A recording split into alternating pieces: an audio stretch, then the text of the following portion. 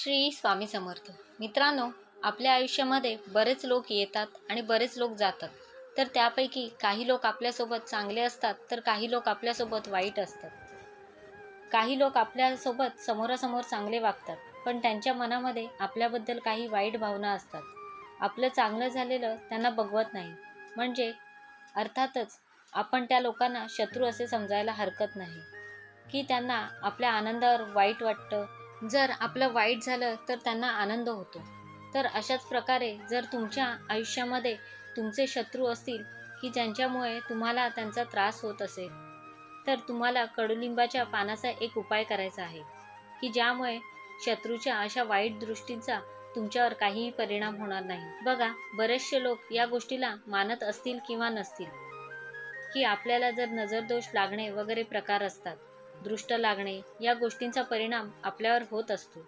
त्यामुळे आपल्याला माहिती नाही की समोरची व्यक्ती खरंच मनापासून आपल्याबरोबर बोलते का, की ती वरवर चांगले बोलते. त्यामुळे समोरच्या व्यक्तीच्या मनामध्ये काही वाईट आहे हे आपण कधीही सांगू शकत नाही.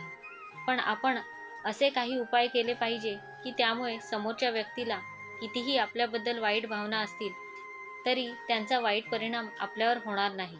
त्यांची दृष्ट, त्यांची वाईट नजर आपल्याला लागणार नाही. आज मी तुम्हाला अतिशय प्रभावी असा उपाय सांगणार आहे. तर व्हिडिओ स्किप न करता पूर्ण बघा. चॅनलवर नवीन असाल तर सबस्क्राईब करा आणि बेल आयकॉनला प्रेस करा, म्हणजे मी नवीन व्हिडिओ अपलोड करेन तेव्हा तुम्हाला सगळ्यात आधी नोटिफिकेशन मिळेल. बघा, आपल्या आयुष्यामध्ये खूप लोक येत असतात आणि खूप लोक जातात. काही लोक आपले हितचिंतक असतात. आपल्यासोबत काही लोक चांगले असतात, तर काही लोक खूप वाईट वागतात. समोर वाईट वागलेले चांगले, पण जे तोंडावर गोड बोलतात आणि ते मागे अतिशय वाईट वागतात. आणि अशा लोकांना धडा शिकवण्यासाठी तुम्हाला एक हा छोटासा उपाय करायचा आहे. आणि या उपायाच्या आधी तुम्हाला सांगते की आपण स्वतः कधीच कोणाचे वाईट चिंतू नये. कारण जर आपण दुसऱ्याबद्दल वाईट चिंतलं तर त्याच्या 10 पट वाईट गोष्टी आपल्या आयुष्यामध्ये होत असतात.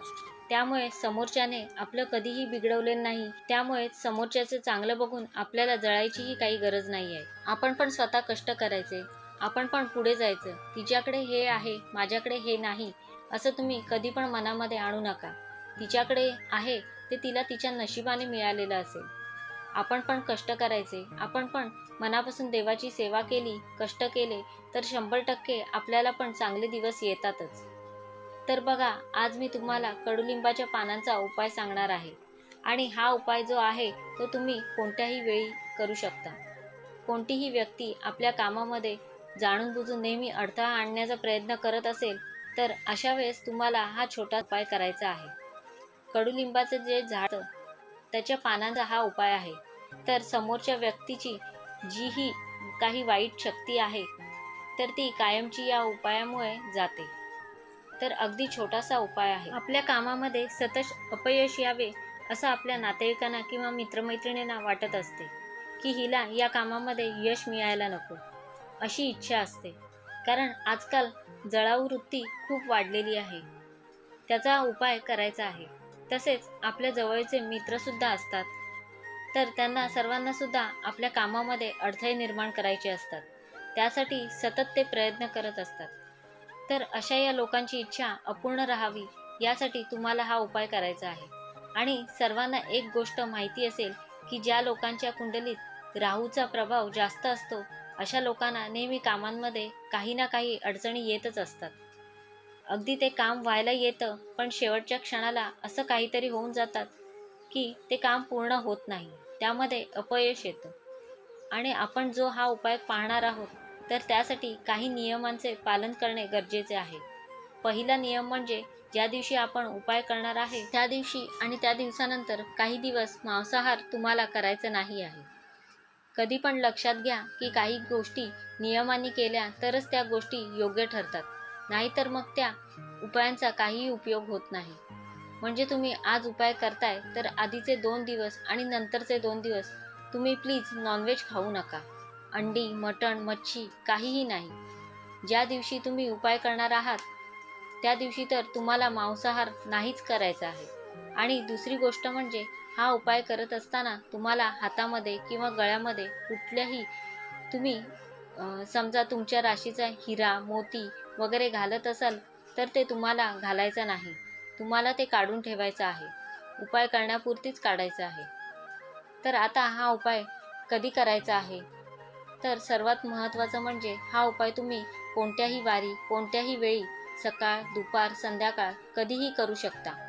या उपायांसाठी कोणत्याही एका अशा विशेष दिवसाची किंवा विशेष वेळेची गरज नाही आणि हा उपाय करण्यासाठी तुम्हाला ठराविक वस्तूंचीच गरज आहे. तर त्या वस्तू कुठल्या आहेत, तर सगळ्यात पहिले तुम्हाला एक मातीचे भांडे घ्यायचे आहे किंवा तुम्ही पणतीसुद्धा थोडीशी मोठी असेल तर ती घेऊ शकता. कुठलेही मातीचे भांडे घ्या. त्यानंतर तुम्हाला 108 कडुलिंबाची पाने घ्यायची आहेत. म्हणजे जे कडुलिंबाचे झाड असते, कडुलिंबाचे झाड प्रत्येक शहर तालुका गावांमध्ये सगळीकडे असतात. कडुलिंबाचे 108 पाने घ्यायची आहेत आणि त्यानंतर शेणाची गौरी घ्यायची आहे. जिथे देवाचे सामान मिळते तिथे तुम्हाला शेणाची गौरी 100% मिळेल. तर हे तुम्हाला घ्यायचं आहे. जर शेणाची गौरी उपलब्ध नसेल तर तुम्हाला आंब्याच्या झाडाच्या छोट्या छोट्या काड्या ज्या आहेत त्या घ्यायच्या आहेत आणि त्यानंतर तुम्हाला कापूर घ्यायचा आहे. कापूर पण शक्यतो तुम्हाला भीमसेनी कापूर घ्यायचा आहे. आता बघा तुम्हाला काय करायचं आहे. आसन टाकून व्यवस्थित बसायचं आहे. तुम्ही देवाजवळ बसा किंवा एखाद्या दुसऱ्या रूममध्ये बसलात तरीही चालेल. फक्त दक्षिणेकडे तोंड येणार नाही असं बसायचं आहे. त्यानंतर समोर तुम्हाला एका मातीच्या भांड्यामध्ये शेणाची गौरी ठेवायची आहे. नंतर तुम्हाला त्यामध्ये 108 कडुलिंबाची पाने तुम्हाला टाकायची आहेत आणि कापूर टाकून हे तुम्हाला प्रज्वलित करायचं आहे.